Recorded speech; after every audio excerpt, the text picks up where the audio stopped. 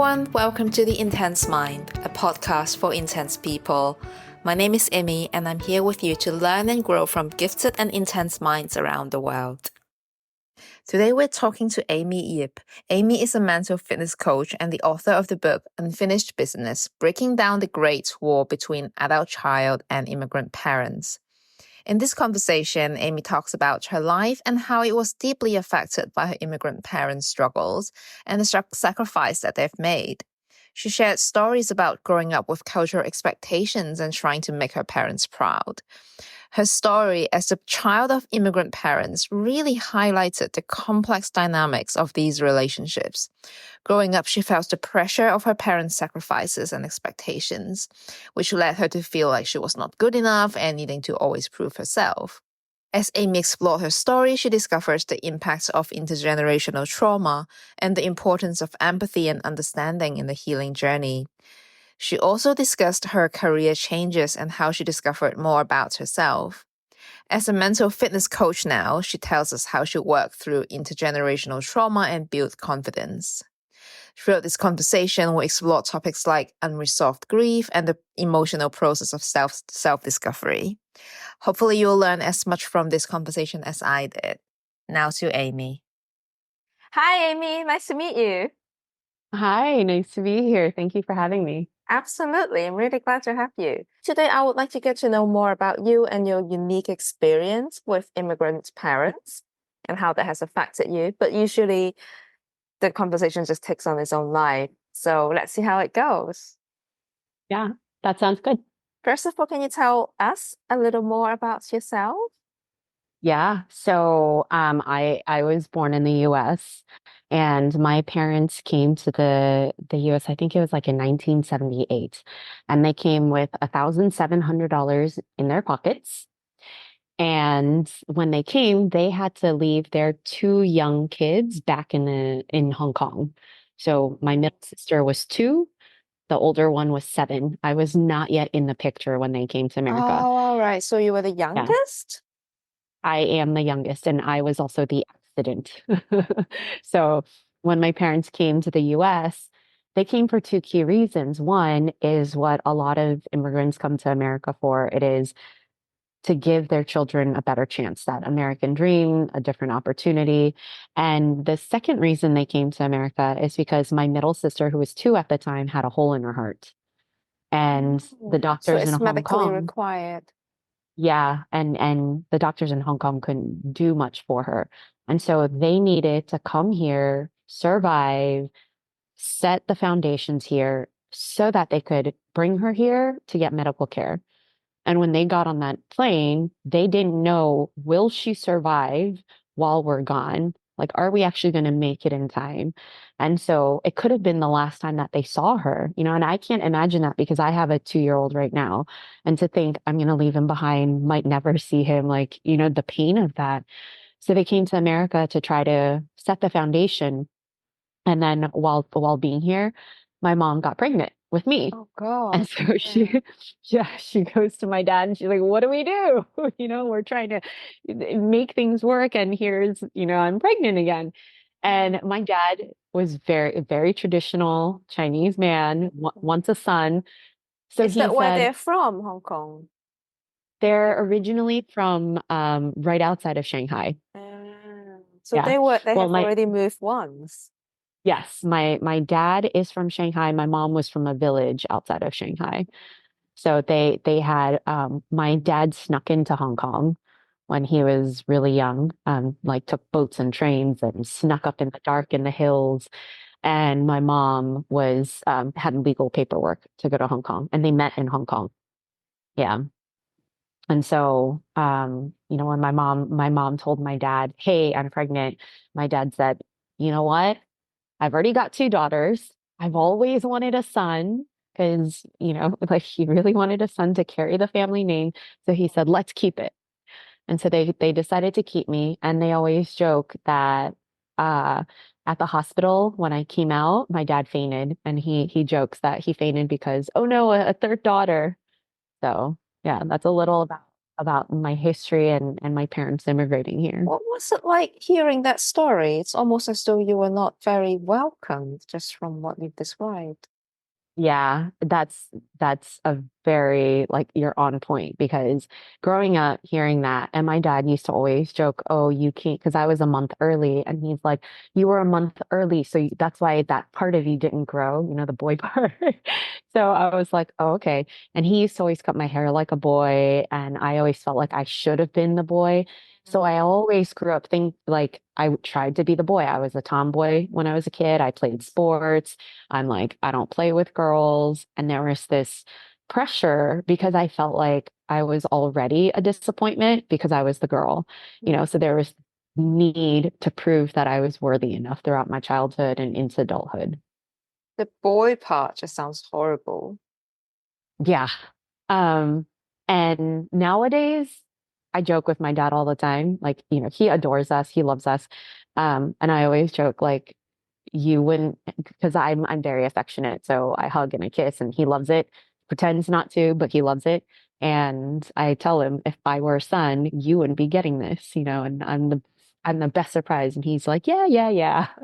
So it's a very different relationship. But growing up, I didn't understand that. Like even if I'm not a boy, they still love me a lot.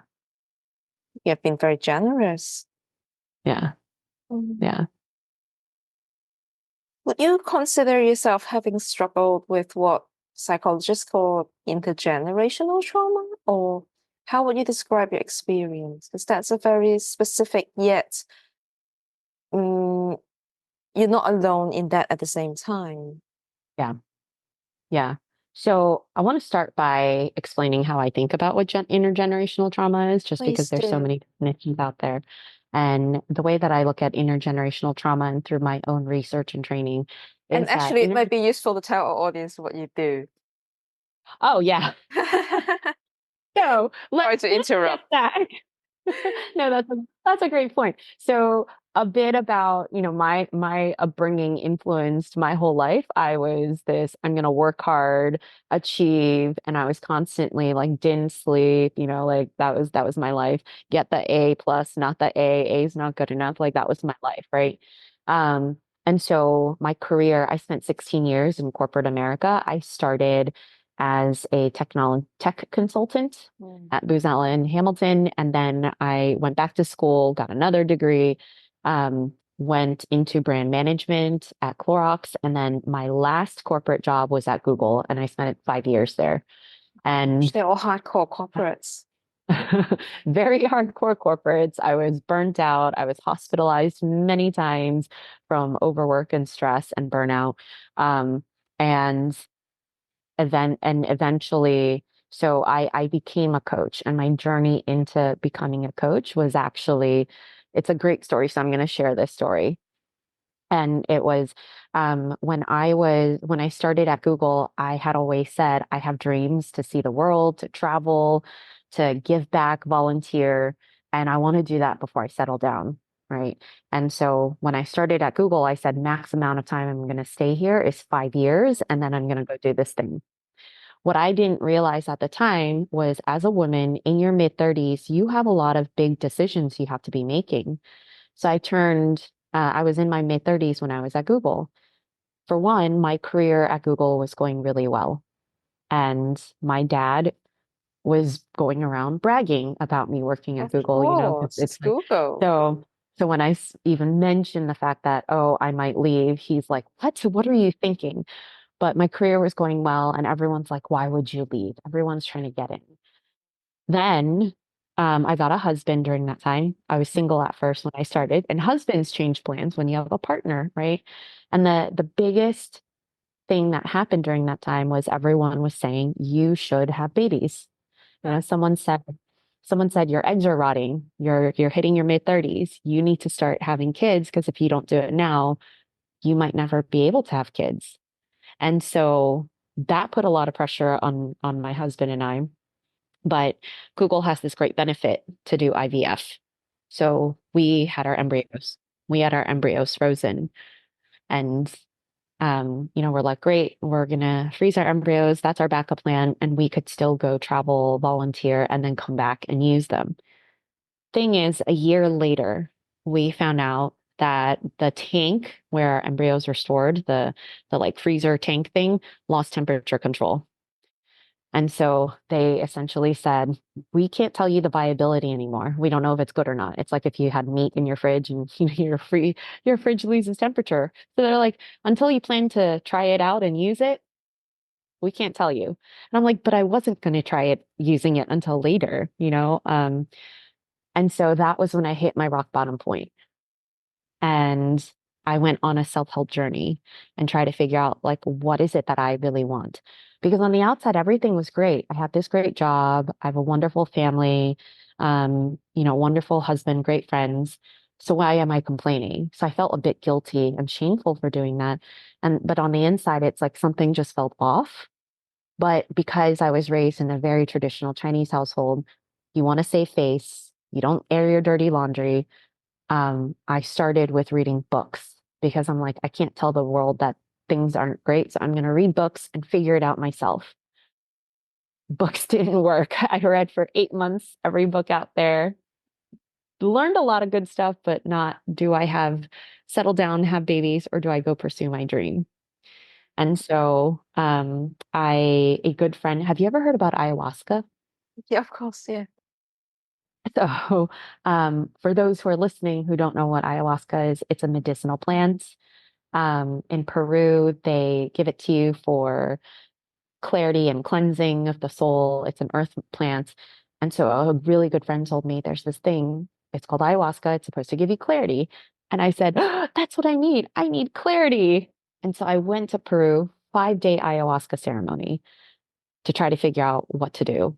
I got a lot of clarity on life, right? But not on the thing that I needed the answer to, which is, do I settle and have babies or do I go travel the world?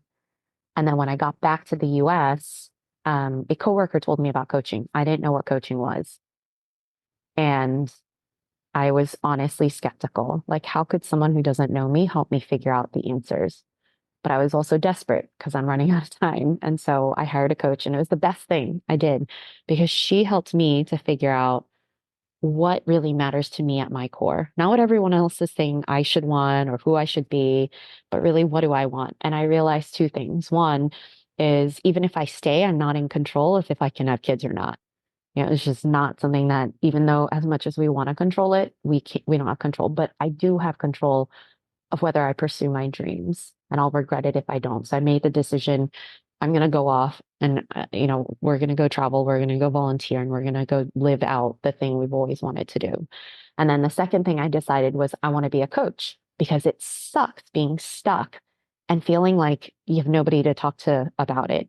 And so I got my certification. And then in January of 2020, sold everything, left my job at Google, and my husband and I took a one-way flight to Ghana to volunteer at a breast cancer nonprofit. And as you probably remember what happened in 2020, that little thing called COVID came along. We were only going to volunteer for maybe 3 months, but we were stuck there because borders closed. So we were there for 7 months, but it was the best thing because that was where a lot of my growth came. My relationship with my husband shifted a lot, and I built my business there because I had nothing else to do but sit in a little room. And so it was a great gift. And then when borders finally reopened, we started living, working nomadically. And when we turned 40, we're like, you know what? We should probably start trying to have kids. And if not, we'll go home, see if the embryos work. And we start trying, and 2 months later, I got pregnant naturally at age 40 with, Congratulations. Yeah. thank you, with my little guy. And that's what brought me back to the US. So, that's my journey into what I do today. So to answer your question earlier, I'm a mental fitness coach. I work with a lot of people to build their mental fitness, to let go of that trauma, to heal and to really build the self-confidence to live their own lives the way that they want. And so I do one-on-one coaching. I also work with a lot of organizations and companies to accelerate the growth of their underrepresented groups into leadership. And I recently authored a book called Unfinished Business, Breaking Down the Great Wall Between Adult Child and Immigrant Parents, which is all about my own healing journey with my parents. How would you define unfinished business? It is available on all online How would you retailers. define unfinished business? Well, I thought you said how would they find, how would I define it? Unfinished business is, I think about it this way. A lot of people tell me about the wishes that they had. And a lot of people say, I wish I spent more time with my parents. I wish I heard their stories. I wish I documented their life. I wish I got a chance to do that again, but they're gone now. And so it feels like it's this unfinished business, right? Where you wish you got to do it, but you don't have that chance anymore. And so for me, um, one of the things that happened to me when I was coaching, when I was stuck overseas, I was coaching a woman. She's in her mid 50s, Chinese American. And she came to me because she was trying to figure out, what do I want to do next in my life? Mind you, she's an executive at one of the largest banks in America, right? And so when we were working together, she discovered, I want to do something creative and I want to start my own business. And then she said, oh, but I've got to wait till my father passes away. And I said, why? What makes you believe that? And she said, because when I became, um, you know, senior vice president, he said, great, the next thing you're going to be is president. And around my dad, I go into little girl mode where I'm so afraid of his criticisms, his judgments, his expectations, his disappointments. I don't want to go there. So she was going to hold off on her dreams, you know, because she was so afraid. And when we talked about, are you willing to have conversations with your dad? She's like, no, I don't want to. I don't want to deal with the criticisms, right? I already know how he's going to respond. And I saw this pattern in a lot of my clients who are children of immigrants, where they feel these expectations and these pressures, and they're like, well, I either have to lie about it or I have to just wait. And what I didn't mention earlier is I actually lied to my parents at first about leaving Google. So, Wow. about like quitting and traveling the world. I told my parents I got this amazing job overseas. It would be great for my career. Like I lied to them. So, and it was my sister that told on me. That was the only reason I was honest. The roots of that is that some kind of survivor guilt or the fear of outshining them? What is I think it's the pressure that you put, right? Like the pressure and the guilt. And the those are a pressure couple to of have things. to be very, very good Mhm. whatever you do? Yeah, yeah. And in my book, Unfinished Business, every chapter, I call every chapter a myth. And it's a myth because it's a story we have about our parents. So, like the first chapter is myth one, which is like my success will never be good enough for my parents. So, it's this belief that so many of us have that no matter what we do, it'll never be enough. Right. And then there's another one of like, I'll never be able to repay my parents for their sacrifices, and part of it is the story and the narrative of, you know, how much suffering they went through to give us what we have, Mm. and this belief that we need to somehow repay them for that. And one of the things that my dad said when I interviewed him for the book, so the You book, the way, interviewed your father for your book. That's amazing. yes. Yes. So the book is not just my story. So every chapter is a myth. It's like one of the chapters is like my parents are disappointed because I married a white guy instead of a good Chinese boy, something like that, right? And so it's all the stories that I had about my relationship with my parents, my stories, my assumptions. And in order to write the book, I spent 40 plus hours over 3 years talking to my parents to hear their side of the story because I wanted to understand what is the truth, right? And so every chapter, I share my side of the story, my parents' side of the story. And at the end of the chapter, there's something called a date with your parents. So the reader can go on a date with their own parents to understand where their parents are coming from, their own stories, their histories, their traumas. And why this is so important is it goes back to that 55-year-old woman. She's the one who really inspired me to do this because it really got me curious. Like I started seeing all these patterns where we're either lying to our parents or we're we're waiting to live our dreams, but we're too afraid to talk to them about it, Yeah. right? Because we're afraid of that criticism. And so I was wondering, well, why am I so scared? And are these stories that I have true? And so I Mm. asked my parents, would you be willing to just talk to me? And I started having these conversations. And I will tell you, they were hard.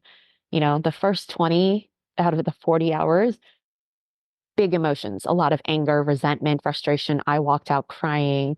I would go to my husband and like, what am I doing? I'm just going to give up. I don't know why I'm doing this. Like, my parents will never change.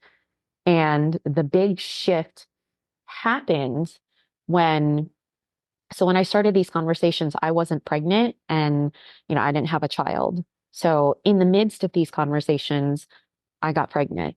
And so we paused the conversation so that my husband and I could return back from overseas to the US, settle down, have the baby.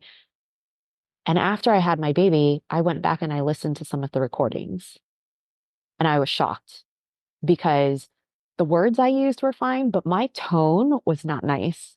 My tone was like, "Oh, you don't know anything," like this very defensive, dismissive tone. And I thought about my child, my baby, my newborn, who's this pooping, crying machine. And I'm like, if he grows up and talks to me like that, how would I feel? And that was the big shift for me because I realized like I love this child unconditionally. And if he talked to me like that, I would be so hurt. And I'm Mm. talking to my parents like that. No wonder they're not opening up. No wonder um, they're not really showing up and they're in their own defenses. And so I changed my mindset. I went into these conversations with the perspective that I'm just going to understand them as human beings. I'm not going to try to change them. I'm not going to try to have them understand me, but I'm going to go in and I'm going to talk to them the way that I hope my kid will talk to me one day.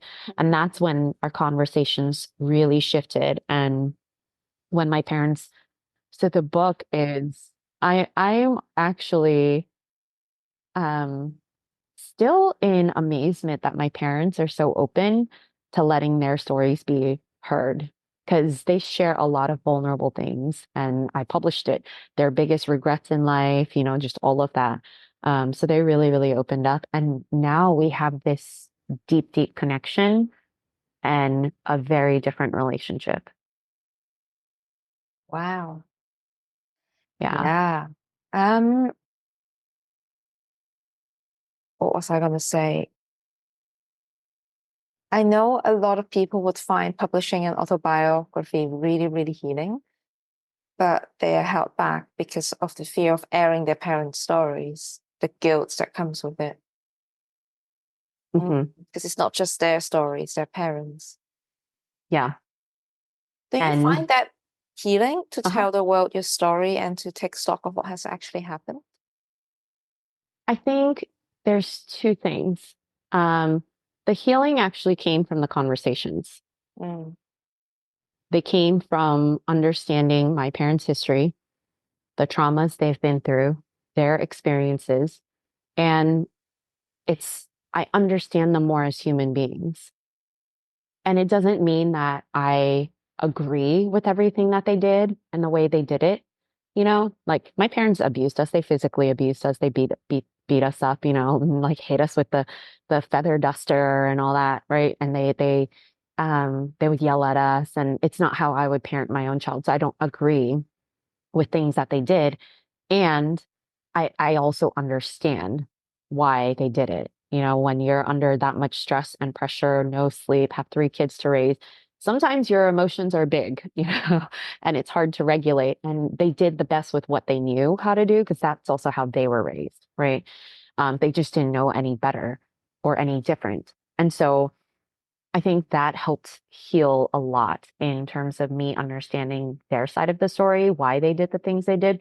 And it was also very opening because my dad shared some of his big regrets, and some of the mistakes he made when he was young. And so there is Takes a also an lot for them to acknowledgement. say, yes, I've Oh messed up. yeah. Yeah. Oh yeah. And I didn't expect him to say any of that stuff, but he openly shared that. It also was the first time I ever saw my dad cry.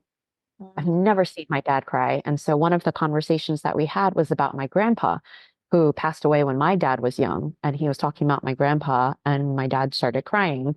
Um, and of course, he tries to hide his tears, but then, I give him a hug, and it just like opens up the floodgates, and he just starts bawling. And I've Wow. never seen him cry. And so, like, just the emotional connection to my parents during this journey was healing. And it was healing for me, it was healing for our relationship. But I also think that it was healing for my parents because now they're completely different. So, my dad, he's pre diabetic, and I couldn't even get him to go for a walk. And now he goes swimming every day, and we live in a place where it's cold in the winter, and he asked me if I could find an indoor swimming pool for him. So he like lugs all his stuff and goes swimming every day because he cares about his health now. And Good my for mom, him. she was, yeah, like something changed. And for my mom, she in fourth grade was pulled out of school to start working. And so I used to always wonder why is she so serious? She never jokes. She's never, like joking, playful. And it's because she never had a childhood. But now, like, she actually jokes and is playful. And so I feel like something in them has also shifted. It's healed. There's And a lot I of would like, compassion in the way you speak of them. oh yeah, yeah. And I do. I feel so much love and compassion and empathy and connection. Has it And I just always love been that way, or has there been a phase no. of anger? No. Very easily no. I moved away from the place that we were born. I was born and raised in Maryland. I left in 2008, and I moved all the way from here to California. And I said, I'm never coming back. I wanted to get out as far away from my parents. Whenever they called me, I'd get so annoyed, and I tried to shorten the conversations. Like it was an obligation to talk to them. It was an obligation to visit them. And I felt like I was supposed to versus I want to, which is very different. Like I should versus I want to. And now I live 10 minutes away from them. I moved back 10 minutes from where my parents live. I see them every week. I call them every night. And it's because I want to. It's not because I have to. And when I don't call them, I'm like, oh man, I missed calling them, and it's not an obligation, but I want to talk to them. And sometimes my mom just, goes on and on about the sales and the coupons and, where it's like, and I just kind of laugh. It used to annoy me, and I just kind of laugh because I get it, why she's like that. And so it's just a very different relationship now. And it is because of those conversations. And I would like to think that, for our parents' generation, they never had the opportunity to share their story. Hmm. Nobody has ever sat down to say, I just want to listen to your story with no judgment, not trying to change you, right? And so I think because I gave that gift to my parents, Yeah, they've healed from that because someone actually cares. yeah, yeah. Wow. Do you think there's going back to how you had to lie to them when you're trying to change career? Do you think there's something common to the experience of being child of immigrant when it comes to money mindset? Because I know you've worked on that as well. Yeah, very much so. It's funny because I work a lot with my clients on money mindset, and there's this notion of I cannot spend on myself. I must save.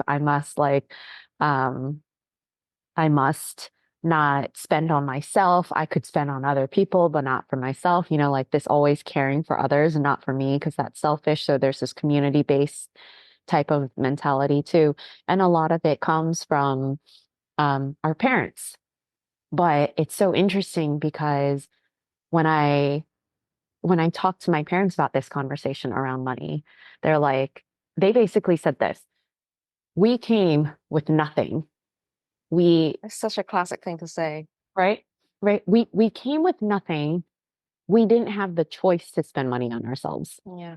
Yeah. We did that so you have a choice. Stop being so cheap. That's what they said to me. They said, stop being so cheap. Stop because when I was working at Google, I was living in New York, and I would still take the bus because the bus was easy. I was like, oh, and the bus, like, I've got a bus card. It's, it doesn't cost me anything more. Might as well take the bus. And my mom found out I took the bus at like 1 or 2 in the morning. And she's like, are you bananas? You're taking the bus as a woman, like late. She's like, take a taxi, and I'm like, yeah, but it was $20, $20 for a taxi or just free bus ride. Or I mean, yeah, $20 for an Uber. And she was like, how long do you have to work to make $20? You know, she's like, how long did it take us to make $20? And that $20 was for feeding you. That would have been food money. For you, it's just extra savings that you don't need, and it's your safety on the line. And so, Wow. um, yeah, they were like, we did this so you could live a different life, not so that you have to live the way we lived. And that was a big eye opener for me. How do you feel when s- can you imagine your child doing the same thing and what you might say to them? I would say the same thing. Like, what are you thinking? Your safety is important, like, and that's what I have to do sometimes is put myself into my parents' shoes and Right. really think about my own child. Like, how would I feel? Like, Mm. and so many of us, and I know this among so many children of immigrants where it's, oh, I have to work hard and I must suffer the way my parents did in order to repay them. And if you were in your parents' shoes, would you want your child to suffer to repay you? Like you did the thing so your kid could have a different life, not so they could suffer the way you did. Mm.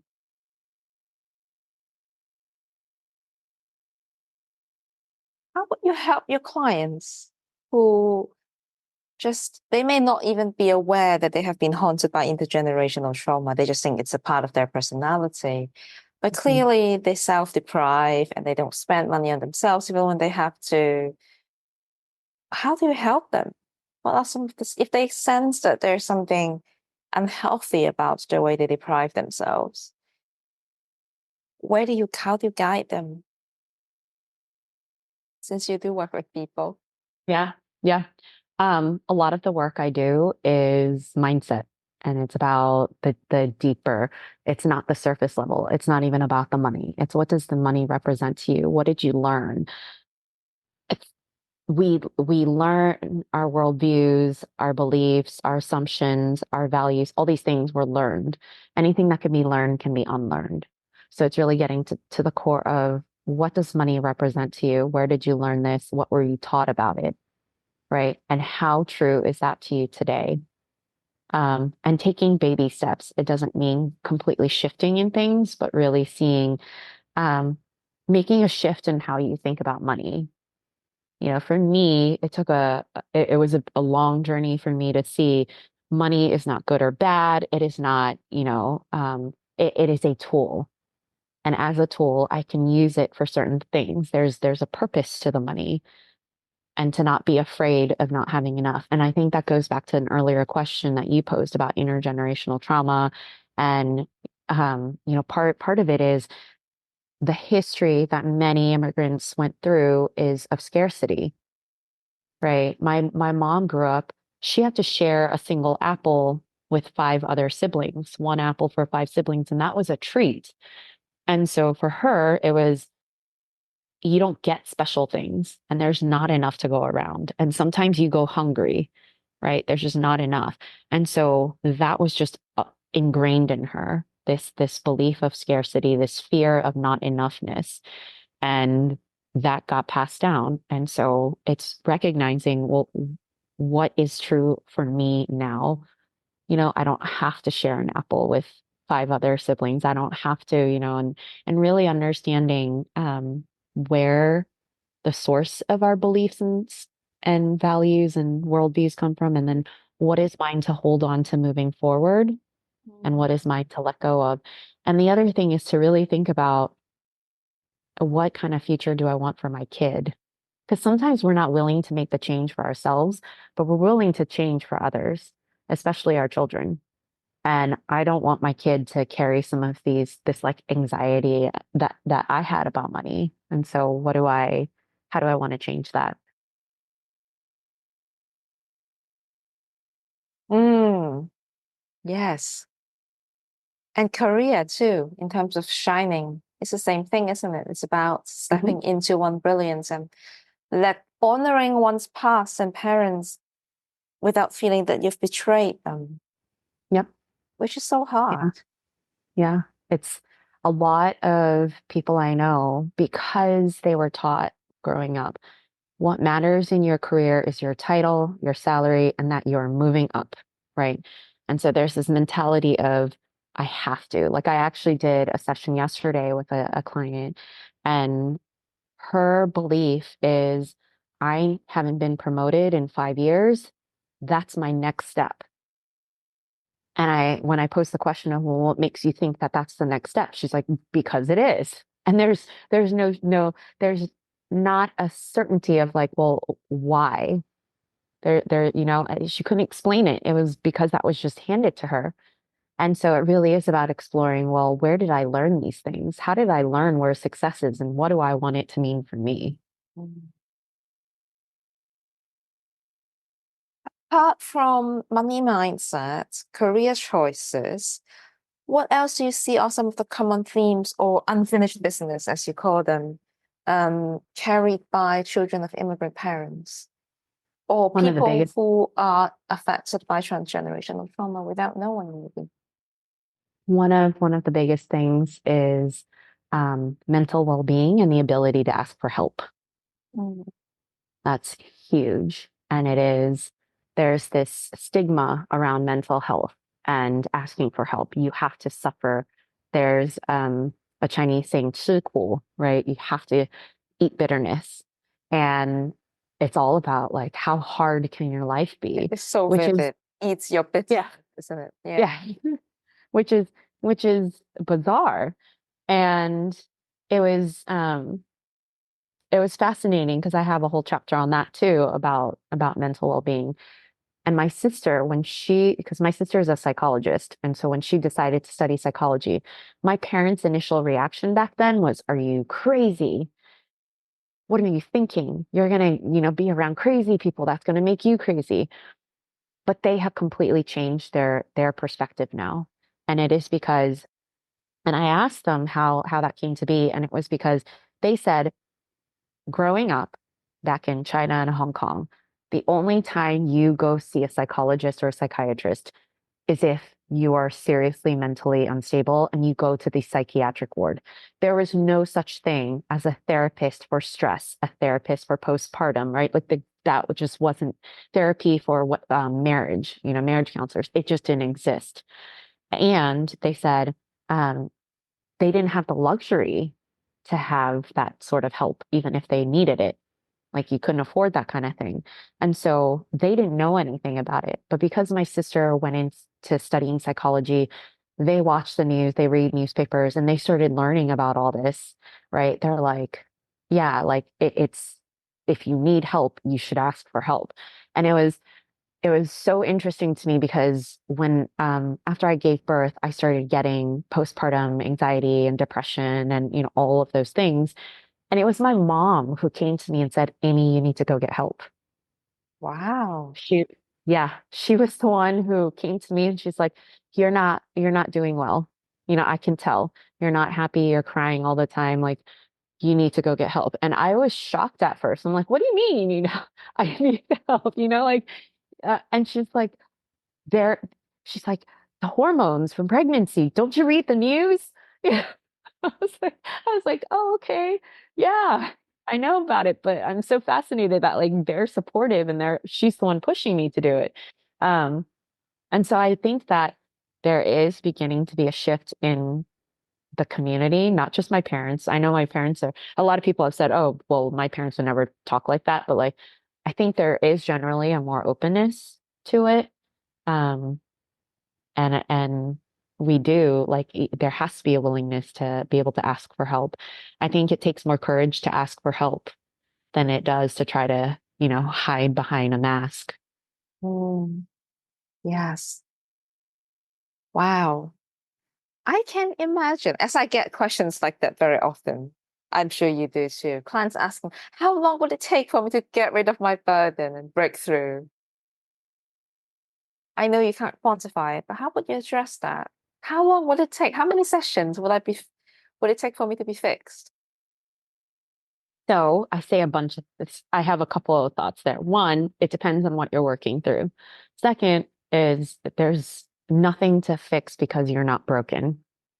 None of us are broken. We're just human beings, and human beings are perfectly imperfect. So that's the other thing. And the third is life is a journey. There will always be ups, there will always be downs, and there will always be things that feel off that you can work on. Even as a coach myself, I'm working on things. I can see things for other people, but I'm blind to my own things. And I always say, coaches are like mirrors. They hold up the mirror so that you could see what you don't see yourself, what you can't see yourself. And also they hold up the mirror so that you will look at things that maybe you just don't like looking at, and as a coach myself, I don't see the stuff sometimes. So I still work with coaches, when I need to. I work with therapists as I need to, because I always say this, we're always a work in progress. Mm. Life is progress and process. It's not a destination to be reached. That's not very Yes, and Google and not very engineering, though. it's a journey to get there. It's all about the journey. Mm, And it's enjoying the journey because you don't know when the journey is going to be over. And mm, that's something that has been very top of mind for me too, is mm, like, we don't know how long we have on this planet. So enjoy that journey to get there. Don't mm. rush to get. I hear that I'm sure a big part of that, I think, is crucial to your efforts in communicating. But I think your parents are wonderful in the sense that they're open to changing and hearing you. I can imagine that not all parents are like that, and many clients probably have parents who are not open to having a conversation at all, or it would just make it worse if they try to be authentic with them. In these Mhm. instances, what you suggest them do to deal with the unfinished business? So I tell people, if your parents are open to having the conversation, great. Then just ask them, would you be willing to have the conversation? If your parents are not going to be open to it, you don't have to ask them permission. You could still ask them questions. So, for example, my mom would always call and ask, have you eaten? What did you eat? Right. And so you could throw in, when the parent calls, you could say, oh yeah, I had this and this and this for dinner. Oh, I remember when I was a kid, I would eat that same thing that you would make. What did you like to eat when you were a kid? Mm. Right. And I always say, start with easy questions like, what did you like to eat as a kid? What was your favorite thing that your parents made for you? How did you like to play? What were your favorite subjects? What were your favorite activities? Do you remember a friend of yours? Like, ask easy questions. Don't jump in and say, what was your Sorry, biggest regret? ask them about their lives, you mean? Yeah, Mm. ask them, because the whole point is to get to know them. And I always tell everyone, your goal is to get to know your parents. It is not to change them. It is not to have them understand you. Yeah. We always want other people to understand us. We Mm. have to understand. Thinking already of clients who actually are feeling hurt and are at the point where they're dying for their parents to understand them, and they feel very angry towards them and want their own truths to be heard and acknowledged.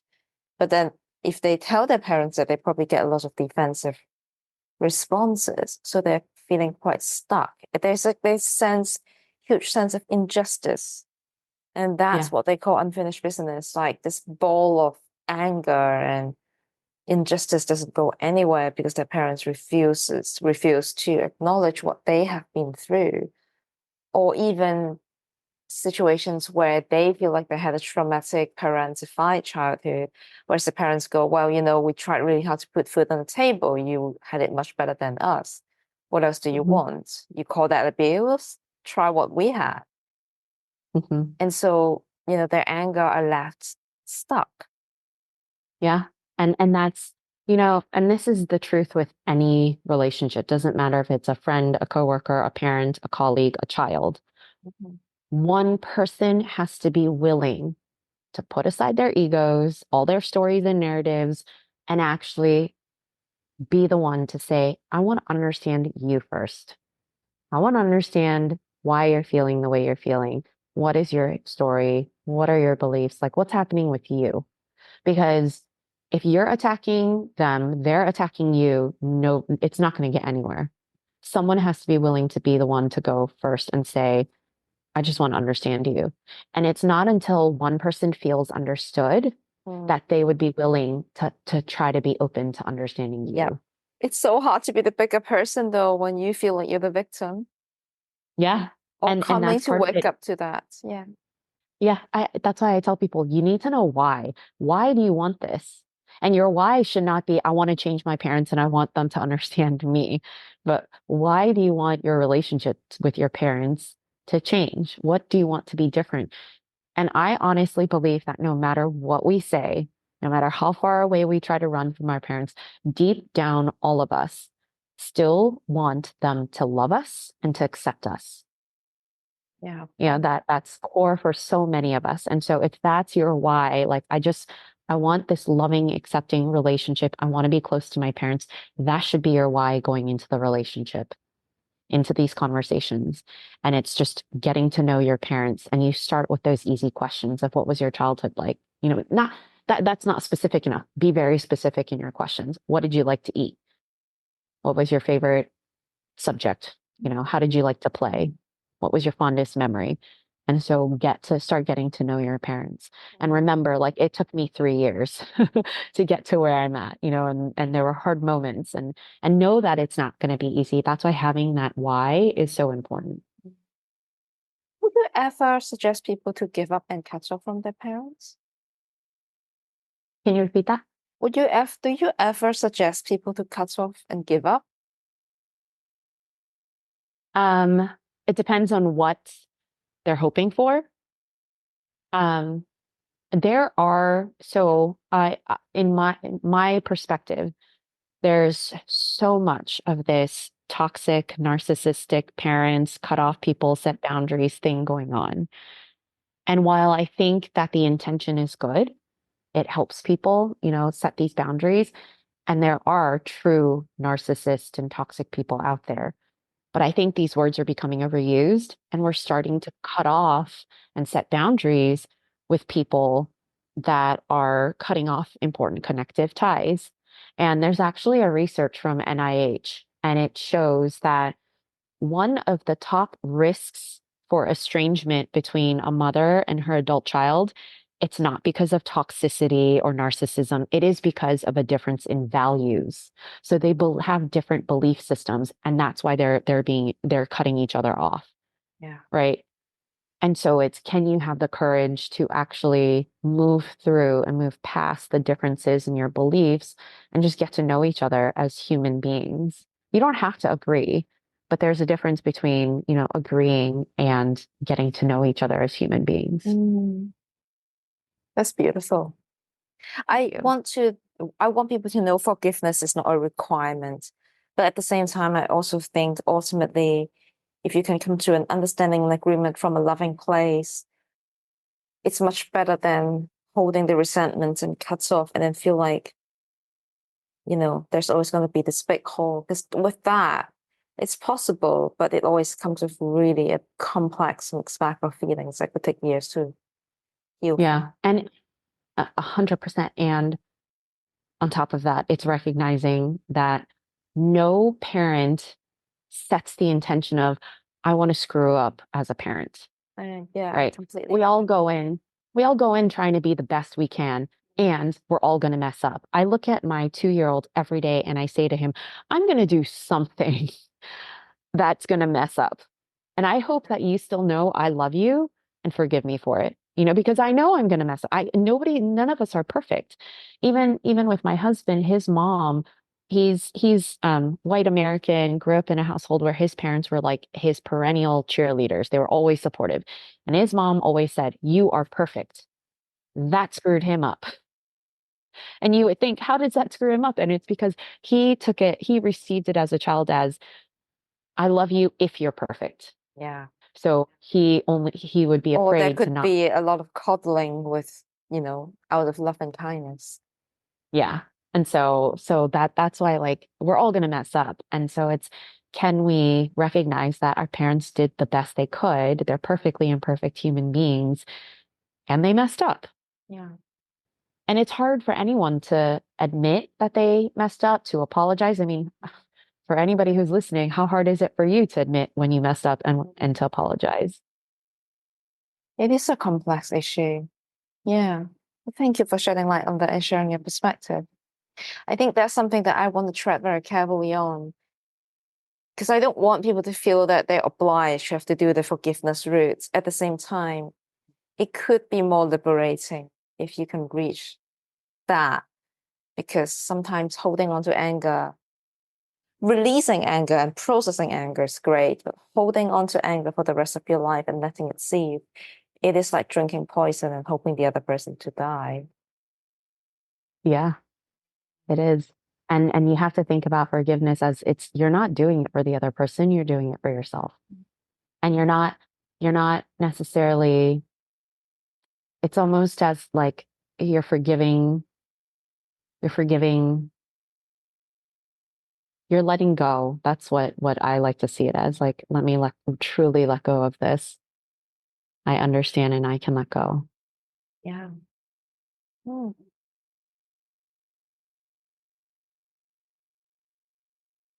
What are some other things we could discuss on this topic, do you think? Because I'm aware of time and thank you so much for sharing these things. We've covered a lot. Mhm. Hmm.